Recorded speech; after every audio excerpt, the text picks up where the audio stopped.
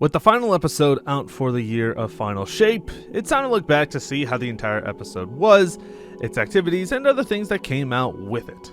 I will also be including the Rite of the Nine in here as well, because there is a couple of things I did want to talk about that also relates to this episode, so don't be surprised if those show up. It's going to be later on in the video, but again, if you want to just hop to that, there's a timestamp down below for you to check out. Now, just like the other seasons and episodes that I've gone over and reviewed, we are going to start off with the story and then go to the seasonal content in the order that they were brought in, and then following up with the dungeon being the endgame activity that was introduced to this season as well, just so that you guys have an understanding for that. If you are looking for specific locations, like specific reviews for certain activities, you can always go to this timestamps. Again, down below, it will have it all mapped out just for you. But with that being said, let's hop into the storyline. And again, just before this, want to give you a heads up, spoilers will be said, so again, just keep that in mind, and let's jump right in. For the story, it revolves around the echo of navigation in the apparent resurrection of Oryx and the Dreadnought itself. We join into the investigation done by Eris Morn and the Drifter when they find out that there's something going on within the Dreadnought and how it's being reactivated, so to speak. However, during that time, Eris is killed by a subjugator, but revived in her own throne world, which she stole from Savathun back during the Season of the Witch the year prior. Sloane later joins us in exploring the Dreadnought to figure out how not only to find the subjugator, but also to figure out why the Dread and the Hive are trying to reactivate the Dreadnought. We then find out later on that the reason for the Dreadnought reactivation was because the Echo of Navigation landed within the Dreadnought and have the memories or the essence of Oryx the Taken King with it. Xivu and Savathun both arrive to see Oryx's revival, and also causing Savathun to essentially break off any form of alliance that we had with her, and also for the Lucent Hive also. Savathun then reunites with Xivu and essentially has this nice little family get-together, which ultimately looks like a terrible situation for us. Later on, we then actually meet up with Eris Morn and her location within the Ascendant Realm, being called High Heresy, essentially supposed to be used as a staging ground for her plan to capture the Echo of Navigation and essentially convince Oryx to essentially break off any alliance that he had with Xivu and Savathun as well. We then assist Eris in stopping the plans of Savathun and Xivu and essentially kind of causing this mini civil war between the sisters while we still try and figure out how we would be able to convince the Echo. However, ultimately, it was decided that the Echo had to be destroyed, which the memory of Oryx essentially was accepting because, again, that was following the sword logic that he had kind of created. We then go through the mission, and then we eventually get to the point where we do destroy him, as well as take care of the subjugator that killed Eris originally. Now, ultimately, the way that I saw the story was, it was pretty good. Honestly, I think it was a lot more entertaining than the other two, one for Echo and for Revenant. But the one part that I have a bit of an issue is that the ending does kind of feel a little bit rushed, but it's primarily seen as less of like a, okay, we're ending off the whole Hive storyline, and likely using this as kind of a jumping off point so that Bungie can go back to it if for any reason they want to continue that storyline either with Xivu or with Savathun, but in a different location with a different context in mind. Which is fine. I think it's actually kind of interesting when it comes down to it, since we've kind of seen that also within the previous seasons as well. And also, primarily, I would say the best example is Aramis and the fact that she leaves to Reese, but still opens up that path of potentially working with either Spider or with Aramis when it comes down to it later down the line. Now, when we really look at the specifics in terms of the pacing, it seems like it is a bit off, especially when you look at the way that all the story missions were showing up in Heresy. It seems a little bit more consistent in terms of being inconsistent. Like, for example, Echoes had 3 weeks of story and then break, 3 weeks again and then break. While Revenant is, here's everything for Act 1, have a long break, everything for Act 2, have a long break, everything for Act 3, and that's the end of that. But again, that type of situation doesn't really work as well when it comes to the Heresy, because it does feel like we have points where it goes like we have a story mission, break, like a little bit of a week, and then go through it, and then all of a sudden everything just kind of wraps up in like 2 days or something like that. It just does not feel right. But again, at this point, when it comes down to the storyline and the pacing of it, it's like a very low bar, and I feel like they may have just tripped over it in terms of the pacing aspect. But again, the benefit of that, or at least the upside for it, is that the story was entertaining enough that if you played it all in one go, you wouldn't really care about any pacing issues, especially when it comes down to the last act having essentially like 2 parts to it and that's it compared to the rest of it. Now, again, they did very well when it came to just the Hive storyline, and they normally do stick with a really good feeling when it comes to these type of storylines, especially with the Hive faction. The only thing that may kind of come into play is the lack of actual voice lines. Now, beforehand, earlier on, you actually are notified that there are a lot of the dialogue options have been essentially missing, and they kind of just toss in the subtitles for it, just because the voice actors at the time were on strike, and so they weren't able to voice it, which does kind of take a little bit away from the immersion of it. Because again, when you look at it, it's primarily affecting Sloan and Zebu Arath, but you don't really notice it until you get to the points where you just see random text going on the bottom, and you're like, oh, I guess this is where Sloan was supposed to talk to us. Or there's certain aspects and certain voice lines that come up, like the time where Drifter is kind of processing his grief and kind of lashing out at Sloan. It just kind of feels like he's talking to himself instead of like trying to discuss it with Sloan. And so it kind of takes away from it a little bit, but as long as you do keep that in mind, the acting for Drifter really comes out well when it comes to everything. Now, the one aspect that I think it's just kind of weird is that we have to kind of see how everything is going to translate into the next saga, so to speak, because again, this is essentially like the end of the Light and Dark saga that happened with Final Shape, but now we kind of have this Fate saga that's setting up, and we don't know where this is going to go, which is kind of where the main issue lies. So hopefully we'll get a little bit more understanding of what's going to happen, but as of right now, we're still kind of up in the air and where the direction's going for this. Now, moving away from the storyline itself, we focus on the primary main activity of the episode, the Nether. Now, if you haven't gone through the Nether before, the Nether essentially takes place in 3 of the 5 different locations that you can access within the Dreadnought. You can discover secrets, open chests for more loot, as well as gain upgrades for yourself that benefit you through your time within the Nether, and also future runs will actually benefit as well. So it's not like you're just getting a one and done, you are actually helping yourself out in the future, especially with those upgrades and those masteries that you collect along the way. Now, there are some inherent challenges that you will have to worry about. For example, the fact that you don't regenerate your health that easily, and you have limited lives. But as long as you're somewhat careful and you are using regenerative abilities, whether it's a weapon perks or actual class abilities, you'll be fine for pretty much 90% of the time. And obviously expert mode does add in other stuff like champions and a higher difficulty setting. But again, as long as you're able to kind of keep an eye out for everything and making sure that you're not just kind of running around aimlessly, you'll be pretty much fine. There isn't that much of a difference between the two.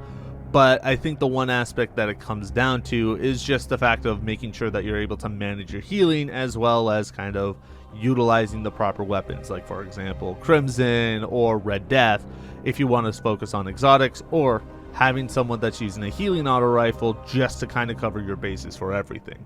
But as long as you have those weapons, or at least keeping an eye out for regeneration and getting those orbs that do spawn sporadically, you'll be fine without really much of a difficulty being brought up. Now, because this is kind of a open world aspect of an activity, meaning that, there isn't like a set path that you have to go through outside of, taking care of the boss and then moving to the next area, it can vary your activity time frame from maybe 15 minutes to potentially up to like 2 hours or so, depending on how thorough you are when it comes to finding secrets and searching around. Now, it does have some sort of consistency, even though it can be randomized. A lot of the secrets that show up will probably show up in the same locations, give or take maybe a few here or there. But as long as you have a relative understanding of where all the secrets are, you'll be able to find them faster later on. So it's not like you're always going to be spending 2 hours. It's only going to be like 2 hours for the first run, just so you get a good understanding of the location. And then from there on out, it goes a little bit faster over time. The faster and easier it becomes for you to find the stuff. Now, even though it's sort of randomized with the secrets, one thing that stays consistent is the arena bosses for each of the areas. They don't change, there's no variation into it. The only thing that really comes out is the type of enemy and what their quote-unquote immune phases are, which is either you kill a certain enemy, you do a certain activity, or you do a combination of both, depending on what happens. So it's not a huge variation when it comes down to it if you look very broadly, but again, the boss types do change. It's not always going to be like the same witch over and over and over again. The bosses are unique to each area, so there is some consistency, but it's not to the point where they're just copy-pasting the same boss over and over, which does make it a little bit more tolerable when you look down at it. Now, overall, it's not a bad activity, but if you're doing it consistently and going through it all the time, the massive areas can make the exploration feel a bit more of a chore, just trying to find the secrets and all the other resources. It does become a pain in the ass later on, especially if you're trying to go for specific details or specific loot tables or something of that sort. It can cause a bit of a chore feeling rather than, oh, it's kind of enjoyable just kind of exploring, especially because of how everything was. I think the one aspect that I kind of wish they had was that there was more secrets in there, and it does evolve more and more, where the further you go into the act, the more stuff you find, the more interesting ideas you have. Because as much as they do add in like a new area each act, you're only getting an additional 1 or 2 areas that you can get, but it's still 5 different areas in total. There is no major difference when it comes down to that stuff. So it's still one of those aspects that kind of is lacking, especially since when it comes to the whole open world, it doesn't feel like it's open world, because again, you're still limited to your area until you get the boss, and then at that point you have to go to another area that's predetermined because of the activity. So it's like a kind of a semi-open world that really feels limited, especially since you know what the Dreadnought was from back in Destiny and how it felt compared to this. So it's like it doesn't feel good, but I can still understand why it is like enjoyable. I think the one aspect that it comes down to is that it's not satisfying to me as an activity, because again, it feels like a patrol area, which essentially what it was back in Destiny, but you're again limited to a single area for a certain amount of time. The lost sectors that could be there that they may want to just toss in just to kind of be like, ooh, there's these things here, they aren't there, and there's no real other activity that shows up other than scripted events like, oh, these guys are fighting, or oh, this is happening here. Because they try and simulate it just doesn't work out for me. I feel like it's more closer to Mercury if we were looking at an open world setting than to possibly like the EDZ or to the Dreaming City, just kind of as an example of that. Now, the next activity, though, I actually found a little bit more of an improvement, and by a little bit, I mean a lot of an improvement, which is the Court of Blades. Now, they introduced this in Act 2. The Court of Blades is a remake of the Court of Oryx, where you have, in this case, 10 minutes to take on challenges and defeat up to 13 bosses, or 13 challenges. Either one, it still is the same thing. Typically, it's 2 challenges or bosses per round that you go in, and after each round, you're able to buy upgrades from the runes that you earn from beating the bosses, completing the challenges, and also if you've done it in a fast manner, you'll be able to get bonuses from that. Now, it's not too bad when it comes to the certain upgrades that you get, because they are very easy to get. However, you do gain more masteries and more benefits up later on. So again, you'll be able to grind out those runes a lot faster, or you're going to be able to access better upgrades depending on what you have available to you. Now, normally a run of Court of Blades can take between 12 to 15 minutes at most, because again, you do still have that 10-minute timer. So if you're able to beat the 10-minute timer, take care of the 13 bosses and challenges, great, you got it done faster. But if you don't, you still are only spending like 15 minutes at most.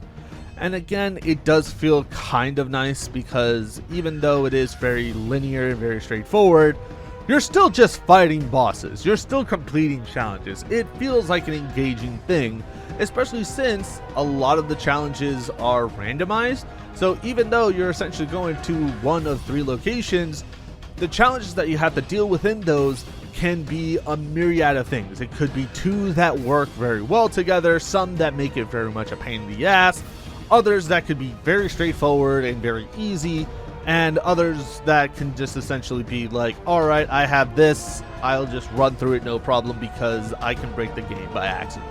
So again, it's one of those aspects of it could be really difficult for one round and then very easy for another one, or it could be a mix of both, or it could be you're not dealing with bosses, you're just dealing with challenges, and you have to kind of just be more engaged when it comes to it. But again, it is very fast, it is very quick.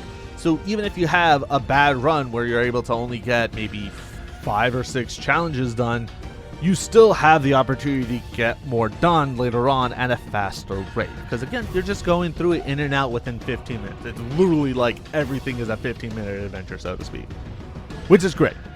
Now, it doesn't have a huge impact because, again, when it comes to it, if it's a bad round, it's only a bad round. It's not going to affect the entire thing like the challenge that you face within the Nether, where they're minor, but they're consistent. It's always going to be varying, which does make it a lot more enjoyable personally for me, just because it's not, oh, I'm just doing the same thing over and over and over again up until the 13th, and then I just go into a different round with another one. It changes each and every round that you finish up. Now, again, personally, I think this is a great thing that they've done, especially since you compare it to the Nether.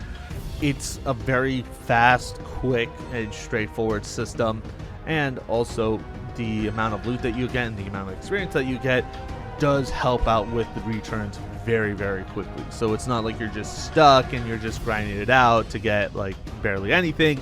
You still get like a decent amount of stuff. So if you are looking to grind weapons, I would say go through the Court of Blades, because again, it is very quick, very easy, and you could likely hit the 13 challenges completed within that 10-minute timer pretty much like 75% of the time. The only time that you may not is if, again, you get one of those weird, like out of left field type situations where the combination of challenges and the events that you have do make it significantly harder, especially for the setup that you may have. Now, this next part is not really an activity, but it's obviously connected to the Barrow Dryad questline. Now, if you don't know how the exotic missions normally are, back in Revenant and in Echoes, you essentially get an exotic mission, you run it 3 times at least to essentially go through the story, as well as getting the upgrades necessary to get the catalyst and all the intrinsics. However, in this case, it is completely different, and honestly, it is worth highlighting. I don't normally care for the weapon, like I'll admit. It's not like it's the Whisper or it's the shotgun. It's still the fact that the storyline and the quest line itself is really, really cool. Because normally it would be just, oh yeah, here's the mission, done. And then you just run it multiple times. In this case, you actually start by exploring the Nether and picking up fragments. Later on, once you pick up enough fragments, you then get the first mission. You solve puzzles, you fight a boss with a really nice mechanic, and also explore parts of the Dreadnought that you haven't been in before. So it's a completely different experience compared to the Nether and to the Court of Blades, and also gives a little bit more of a unique sense of, okay, this is awesome. And I like this because it is completely different. Because you're not running through multiple times the same mission over and over and over again. You just have like a straightforward exotic mission. You do it once, and awesome. We're great. The rest of it, like the intrinsics, the catalyst, you do have to do like separate quest lines and secrets, which again can cause a bit of a detriment if you are someone who just kind of wants to get it done and over with, which is definitely understandable when it comes down to it. However, the fact that you are doing something completely different, like finding secrets and also finding things that aren't just a straightforward complete this on expert difficulty, makes it a lot more of an enjoyable experience of getting those exotics, catalysts, and the intrinsics, because you're doing stuff that's not the run-of-the-mill run through the exotic mission one more time. I think the good part is, especially when it comes to the Barodryad, is that you see a lot of the different aspects from the different characters that we're playing with. For example, the puzzles, you see Savathun's motifs showing up, and the fact that you have to solve puzzles to continue the storyline. Some of them may be misdirections, which again falls in line with how Savathun works and how she is as a character, as how she's shown off, and the fact that the Witch Queen itself has all these little games that she's playing. And now, following that actual motif, we then go to Sivu Wrath, where we're fighting different bosses, we're different like events, and we're having to be in different forms of combat, which again fits within the fact of the God of War in this case, having to be in combat with different aspects and gaining the power from there, and also getting closer and closer to getting those weapons and getting all the details connected to them. And then the last part, and I think this is the very most important part because the way that they showed this off was great. So for Oryx Motis, obviously he has the power to take.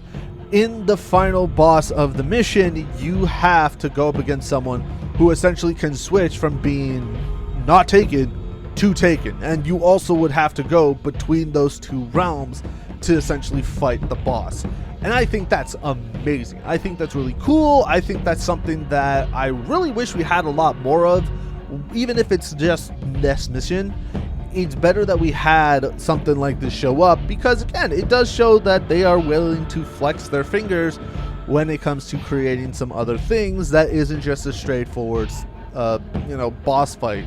They can use different mechanics that work along with the storyline, work along with the theme of the actual episode, and not just, alright, here's a boss fight, have fun, take care, congratulations, you got it, here's X, Y, and Z. Have at it. So I think the fact that they had this change and the way that the questline feels different, the way that it feels like it's a unique aspect of the actual episode versus, oh, you just have to do a quick storyline, awesome, it makes it so much better. I did not talk about it more and compliment it as much, but again, when it comes down to going through everything and collecting everything, it just feels like they went beyond what the expectation is, and I just love it. I think it's great, and I 100% would recommend you try and go through that and get all the secrets connected to it, because it's 100% worth your time. Now, at last, we come to the dungeon, the Sundered Doctrine. Now, this was released in the first act, but again, like I said before, I wanted to keep this until the end because it is an endgame activity. And also, one of the few things I'll 100% just sing praises for. Now, in short, the dungeon is awesome. The aspect of using lights, the prisms or lenses, and symbols to be the main mechanic of the dungeon is great because, one, it fits with the storyline of the dungeon itself. Now, obviously, the layout of the dungeon still follows the same 3 encounter designs, with the first one being the mechanics encounter, and the 2 other being boss encounters, one having unique aspects of the completely devolved from the actual stuff that we learned in the first one, but the second one actually having the mechanics work in line with the first encounter. Now, you do obviously have your jump puzzles and traversal areas between each of the encounters, and you're able to see more of the environment throughout the actual area. Now, the cool part is that because this is based within Rock's ship, it does make it more enjoyable personally for me, because I always enjoyed the aesthetics of the pyramid ships, and the combination of the hive enemies with the actual fighting inside alongside the dread does really kind of work with it, because again, it gives the whole feeling of it being initially just filled with only dread, but then the hive going in and kind of having a bit of a war within it, while we come in to just figure out what's going on and kind of get a better understanding of how everything's going, especially since, you know, the influences of Savathun's throne likely had a lot of impact from the details that were found since we actually were able to enter it back in Witch Queen. Now, the complexity in the actual encounters themselves do show up. However, once you have a better understanding of what's going on and kind of getting a little bit of a better insight on what you're supposed to do per the encounters, it does become a little bit easier and honestly very straightforward when you really think about it. Like, for example, in the first encounter, essentially what you have to do is you have to create a true statement using the pictures that show up on the middle dial. Sometimes it's you have to fill in 1, then 2, and then 3. And the way that you do it is you find the dread that is called the truth teller, and you have to take them out and they'll show a picture. And then from there, you would need to line up the light from the core, the middle, into going to one of those 3 locations. Now, you do have 4 locations in total, so you may use up to 3 of them, so one of them will be incorrect. But again, that's an aspect where you learn fairly quickly on how to do it. Either you go through and take care of the truth teller, get the symbol, line it up that way, or if you have an understanding that each of these, statements that they're showing up actually does involve a truth that has been within the game, you will then be able to sort of make it a lot faster for yourself, because instead of having to find the truth teller all the time, you would be able to figure out the combination of, okay, what's available, what's a true statement that you can make from this, and then move on from there. So it makes it a lot much of a faster time if you keep that in mind versus going through it the normal route.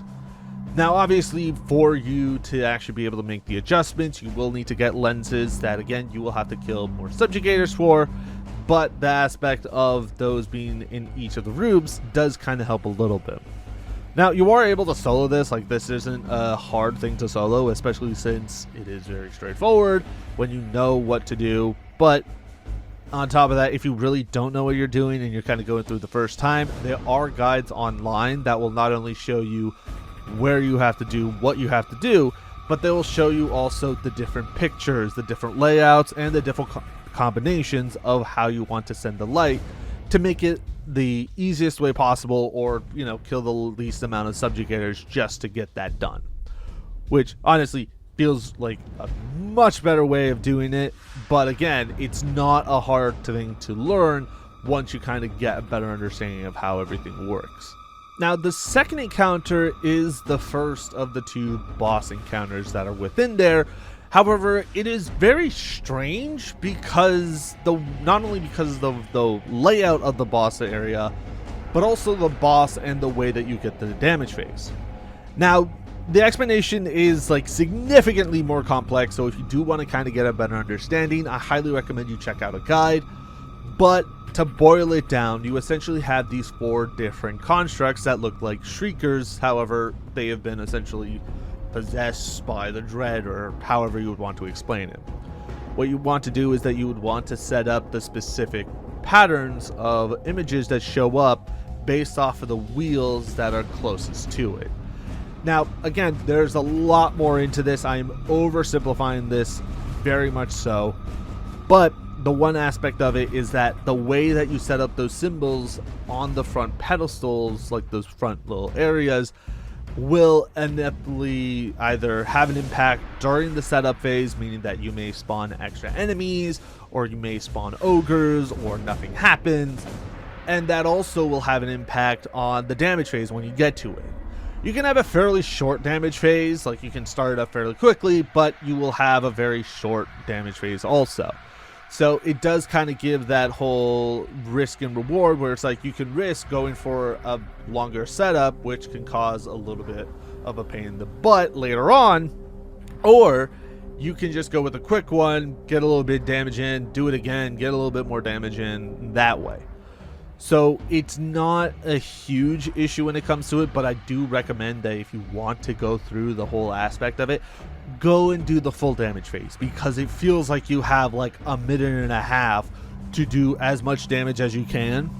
And the way that it's set up is actually very, very cool, because the boss itself is not 4 separate constructs. It is literally 4 constructs that share the same health bar. So for example, if you have an anarchy and you fire those shots onto each of them, you essentially are doing 4 times the damage to the same health bar, but because it's 4 different aspects of the boss, you're getting that 4 times buff, which is great.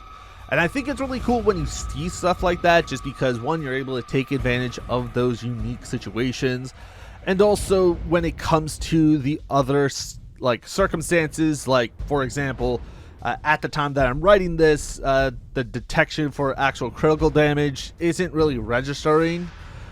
You may need a full damage phase to one-phase it. That is something that can come up. So don't be surprised if it does take a little bit of time to learn everything and kind of go through it. But it's definitely one of the more interesting and unique boss fights that you get into, especially from looking at all the different other encounters that you'll deal with through previous dungeon excursions and other boss fights that you have to go through. It feels like this is closer to a regular, raid boss mechanic rather than a dungeon. But again, you can still solo it. It's not too difficult for you to be able to get your head around. And again, the aspect of having this understanding does make it feel really good compared to the other ones. Now, obviously, for the third encounter, it's pretty straightforward of a boss fight.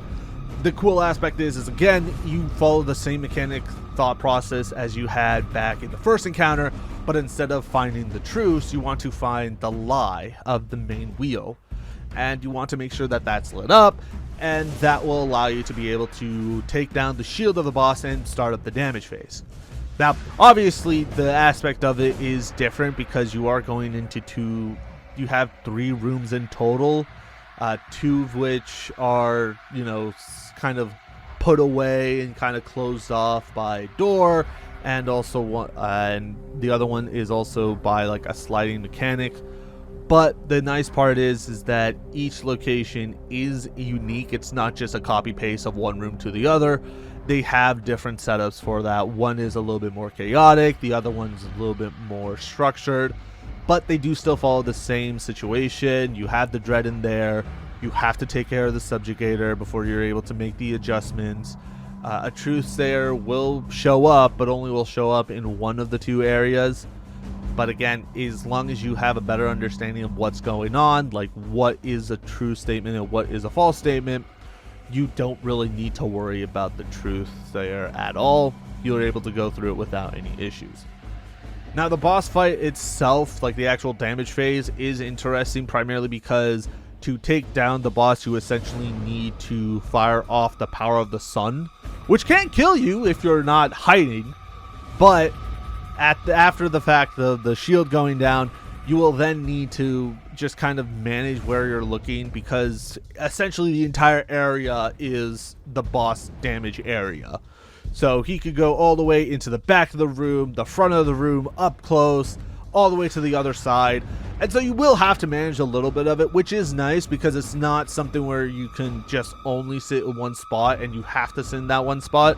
Although granted, it has become trivialized to the point where you could pretty much sit in a location, but it's still the chance of him moving around, moving to a different location, not just staying right in front of you and staring you down, where it does come a little bit more engaging than what you would be expecting. Again, granted, a lot of the other aspects that come from this boss encounter are kind of cookie cutter, especially since it's not 100% unique, but I do like the aspects of the, finding out what you need to highlight, what you need to go through, and it does feel really good. It feels like it is an enjoyable time, and my only real main concern is the door, because the door on the left side, has to deal with damage, and my issue is that the damage amount that you have to put down is a pain in the butt, and I hate it because I've died so many times to it. Why, game? Why? Anyway, that's my only real negative aspect of the boss fight. Outside of that, it's actually really fun. Like, go through it. 100% go through it. The armor is interesting, but the weapons that you can get are really cool. So 100% definitely go through it. It is 100% worth it. And you also can work on a cool little storyline afterwards, which also has, again, a little bit more of that pattern recognition and those symbols.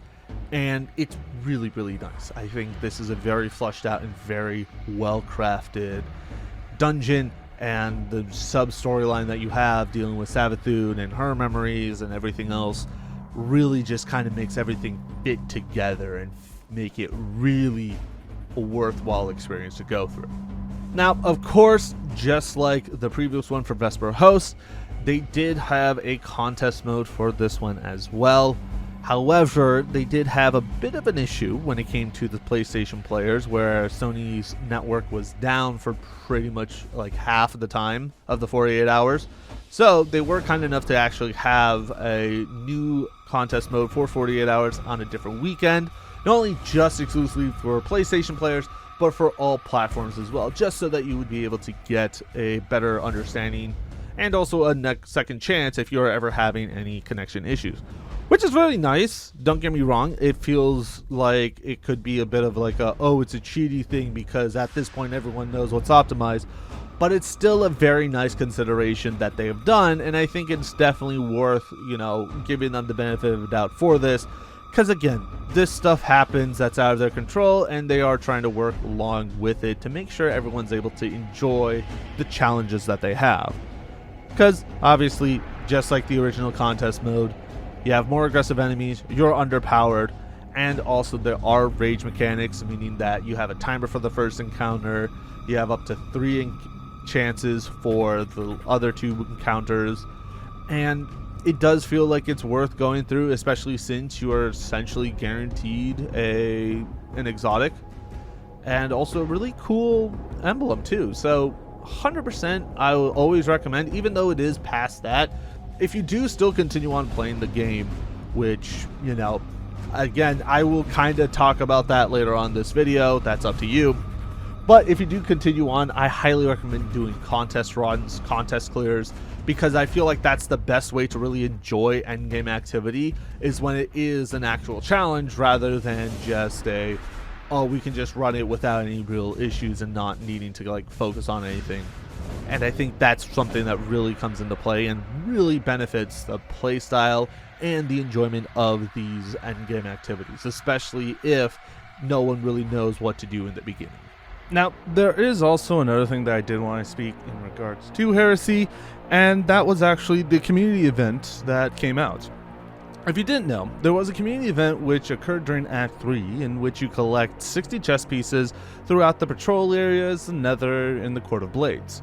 After you get all 60 pieces, you're able to go into Eris's Ascendant Realm, and then down below, there's a special area that you can interact with, which is a chessboard. You then get teleported into the chessboard, and at that point, you have to solve 27 chess puzzles, which is using all the different pieces. Now, the 27 chess puzzles are very, very straightforward. I mean, there is a guide online, but you have to follow that guide specifically, because to do all 27, you will be using every single piece. So you do want to kind of keep an eye out for that. You want to make sure that you go through that. But once you're able to complete all of them, you will be able to get adept weapons as well as a very special emblem that comes up. On top of that, beyond that, the community event, you will actually have a specific pattern that you can actually take a picture of at the top, and that will be a part of a QR code. Now, again, at this point in time, they have already solved this like a while ago, so it's not really relevant right now, but that QR code actually brings over to a different location, which is an ARG event. But ultimately, once the event was finished, you actually got a teaser trailer for the Edge of Fate, as well as additional items. So you'll be able to get a taken shader, upgrade items, and an exotic ship as well, which has also taken effects on top of it. Now, the last time that we had anything to this scale was actually back during the Corridors of Time event during Shadowkeep, which ultimately became really anticlimactic when the reward itself was just an early access to an exotic weapon that we honestly would have gotten a week later. So it wasn't really a huge thing back then, but the fact that there was a community event that was to that scale is really nice, and the fact that they brought it back and did it for this, and we actually have tangible rewards for it, makes it much better, especially since, back in the day, we've had ARGs that showed up. It always brought the community together, and it was always a really cool collaborative effort that Bungie really kind of promoted utilizing these systems. And I think they need to go back into doing that a little bit more, because again, this was something that's very nice. I didn't have any issues with it.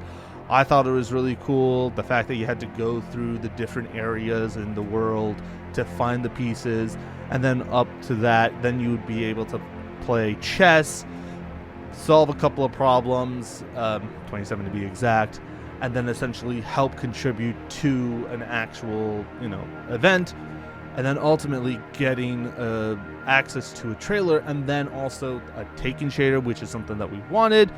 Although granted, people would say it is not as good as they were hoping. They were kind of hoping for what it would look like if you were Ascendant. But again, I think it's great that they even gave it to us in the first place. So, again, credit to, where credit's due. And I'm glad that we actually had this happen. Even though, again, it only took like 2 days to complete it when it came out. So props to you guys for doing that, and I'm glad that we were able to at least enjoy this aspect of it. Now, the last thing I will cover within this video is the Rite of 9 event, which is a free-to-play event that refreshed Spire of the Watcher, Ghost of the Deep, and Prophecy's weapon pools, as well as adding a ultimatum mode, which replicated contest mode for the 3 dungeons, along with adding extra modifiers and changing the mechanics slightly to give more of a challenge as a test for the Edge of Fate expansion. You can also get exotic weapons and unlock the chance for foil weapons, which are the same weapon, but with a unique moving chair on it. You could also get adept weapons by completing the encounters on ultimatum mode, which gives you the ability to add on adept mods. But if you've done the master mode at any of the activities, I'm essentially just preaching to the choir on this. Now, if you're new to doing the dungeons and haven't done them before, there is an explorer mode that will actually guide you through on how to do them and all the actual mechanics. And also, you are able to matchmake, so you can either go on it solo, or you can bring in 2 other people who haven't done it before or want to help out, just so that you would be able to get the grips on it. And it's a lot easier when it comes to it, especially since it's a great way to kind of introduce the dungeons for other free-to-play players, especially since 2 of them, the Ghost of the Deep and Spire of the Watcher, were both locked behind paywalls that you either had to have the dungeon key for, or you had to use the actual annual pass that you would have purchased for that year. Now, the reskins of the guns and the updated perk pools are a nice reason to actually kind of go for the weapons, because again, when it comes down to it, you are still able to focus on which weapons you would want to get and go through those respective dungeons just so that you would be able to try and get the goggle that you're looking for. Now, at this point, I think it's time for us to really talk about the actual issue that I have with this, because whatever you heard beforehand is like the only good things that I could really speak about when it comes down to this type of situation. And so my main issue that comes with this is the time locking of the dungeons within the first 6 weeks. Now, originally, people thought it was going to be a new dungeon each week, and then all 3 of the dungeons will be available after the 3rd one has been released. You know, something that would actually kind of engage people to be able to have more options and more, you know, decisions when it comes down to it. However, that was not the case. Initially planned was to have 1 dungeon for 3 weeks, nothing else connected, and then it goes through with all that. But then it's just so, I don't know. I'm just kind of annoyed when it comes down to it, because luckily we were able to bring it down to 2 weeks. But that being said, you still have 3 weeks of this type of situation that could have happened, and then now it's 2 weeks. Then it swaps over to another run, like another dungeon run, and then at that point you can't even do the previous one, and then you have to then do the 3rd one when that comes out. 2 weeks for only that one, and then afterwards the rest are available. And I find that kind of stupid, especially since you want to get people to play. If we're going into the dungeons like once every 2 weeks, it doesn't really feel like there's a worthwhile for me to actually play it. Now, on top of that, we also have the situation of the weapon quests. The weapon quests are isolated, meaning that you can only do 1 at a time every single time, meaning that you cannot grab multiple of them if you have them all stored up for some reason, like, oh, you haven't done them in a while, and they all are just stacking on top of each other. You still have to do 1 weapon quest per run every single time until you get the last one, which is just BS in total. You can't even select on specific ones to do, like, you can't do all the Watcher ones, or you can't do all the Ghost of the Deep one, or the Prophecy ones. You have to do the 1 at a time. So as long as you're like up to date, it doesn't seem like a bad thing. But if you're not, like if you're playing catch up, you're running through it like multiple times for just no reason. And it's dumb. I think it's really, really stupid. I don't like the way that that's set up. I think it's just kind of, instead of actually trying to promote like enjoyment, like weapons crafting or going through and like the weapons grind, you had this situation where it's like, oh, you have to essentially play this at least one run to unlock 1 skin or 1, weapon ability, or it's just dumb. Cause the fact is that like it's one of those things where it's like, I don't want to just like force myself to play extra runs just because the quest is not allowing me to continue to get more than 1. So I think that part is like my main issue that comes down to it. And I feel like this just kind of reinforces the point of it. Bungie only really cared about how long you play and not if you enjoyed the time that you played. And I feel like that is just a major letdown. And I think Rite of the 9 itself, especially when you compare it to the other situation, like the other version of this back in last year when we were supposed to prepare for Final Shape, we had a new game mode, we had a really cool Pantheon event, which is essentially just a boss rush, and it just becomes this whole big, like, actual, like, chaotic mess that was all new.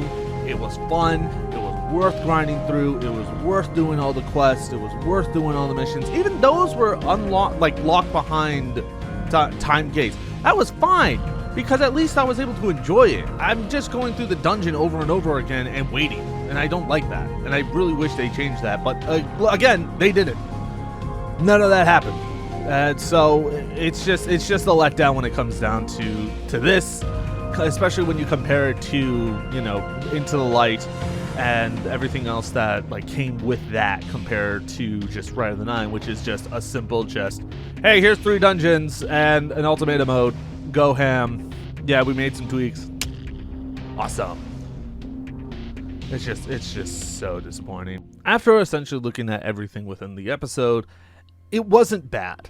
The storyline was very interesting, and bringing all 3 Hive Gods together was really cool, even though it's likely we will not see much beyond this for a little bit.